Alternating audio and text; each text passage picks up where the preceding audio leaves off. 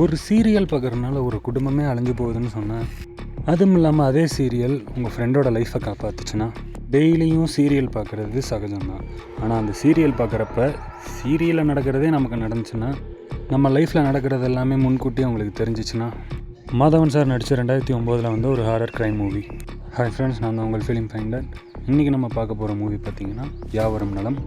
Overall கான்செப்ட்னு பார்த்தீங்கன்னா, hero வந்துட்டு ஃபேமிலியோட புது வீட்டுக்கு ஷிஃப்ட் ஆகுறாங்க. அந்த வீட்டோட நம்பர் பார்த்திங்கன்னா 13B.